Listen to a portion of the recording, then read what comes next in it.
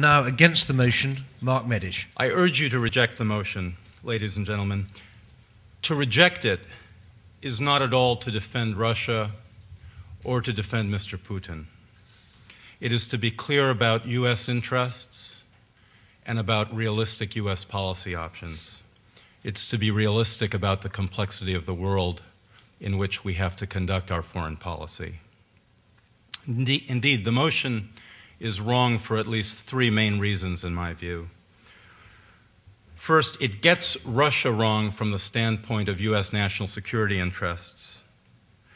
Whoever is in the White House, whether a Democrat or a Republican, will have to advance those same U.S. national security interests, many of which we share with Russia, that my colleagues have named, and these are absolutely vital to our national security. For example, combating nuclear proliferation, counteracting Islamic extremism around the world. I'll develop this a bit further. The second reason that the motion is wrong is that it lacks historical perspective and is incorrect on its face. Russia is not the Soviet Union. The motion conflates the two. Russia could not be becoming our enemy again. This Russia has never been our enemy. So the motion is simply wrong on its face. If we were in a courtroom, I would ask the judge for a directed verdict. And I urge you to consider one too. Third, the motion is framed with a friend versus foe mentality that is most likely to lead us down the wrong path. It misunderstands the world, which is much more complicated. There's a vast middle distance. All those who are not our friends are not necessarily our enemies and are not necessarily becoming our enemies. It's that difficult work in the middle distance that Russia challenges us to do. Russia is becoming more difficult, indeed, in many, many ways, but it's not becoming our enemy, certainly not our enemy again. We are not their enemy, they are not ours. Russia may be its own worst enemy. Indeed, I think it is in many, many respects. But that does not make it our enemy. Again, to go back to U.S. national security interests, questions of this kind are not about metaphysics or metaphors. They are about concrete security interests.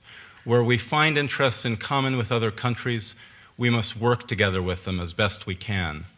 We may have disagreements, there may be friction, there may be deep disappointments, and indeed there is great disillusionment and disenchantment in the mutual relationship today, on both sides. Nevertheless, that doesn't change our core national security interests in containing weapons of mass destruction, in limiting the proliferation of fissile materials, in strategic arms control, in stability throughout Eurasia and in the Middle East, and in countering Islamic extremism around the world. These are core issues. They have not changed recently for us or for the Russians. We need to do a better job working together to address these interests. Second, once again, the proposition simply cannot be correct on its face. Russia has not been our enemy before. We are not talking here about the Soviet Union or a return to the USSR or a return to the Gulag or to rule by the Communist Party. So there is no again at play here. And I urge you to take the words seriously. The words do matter when we vote on a motion.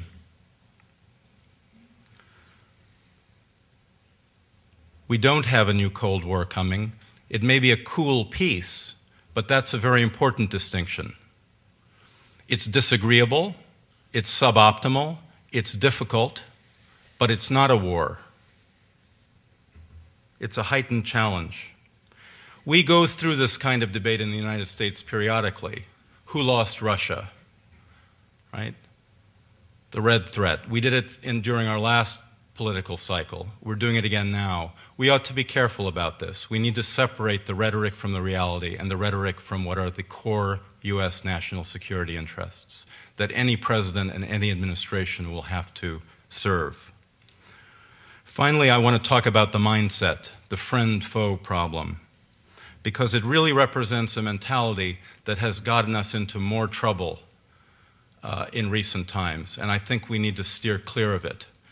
We need to pay careful attention to distinctions and details in assessing the trend lines, lest the friend-foe distinctions become a self-fulfilling prophecy. It simply need not be so. It need not be so. Regrettably, there are people in Russia who think the same way. If we were in Moscow today, I'd be debating against them,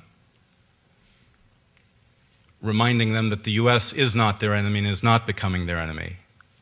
But so too, I remind you today, Russia is not becoming our enemy. There's a vast middle distance, lots of difficult, complicated countries. China, Pakistan, Turkey, Saudi Arabia, all countries where we could have a long discussion about the litany of problems, of sorrows, of mistakes. As we've just heard about Russia, it doesn't make them our enemy. It doesn't mean that they're becoming our enemy. They are counterparts, partners with whom we have to work. We have to work on a basis of shared interests where we can find them, and we have those with Russia. We know who the real enemies are. I don't need to remind people in this city, certainly, who real enemies of the United States are. In my view, we can't afford to shift our focus from our real enemies to our imagined ones. 1 minute. In sum, once again, Russia may very well be its own worst enemy, but that does not make it our enemy. Thank you very much.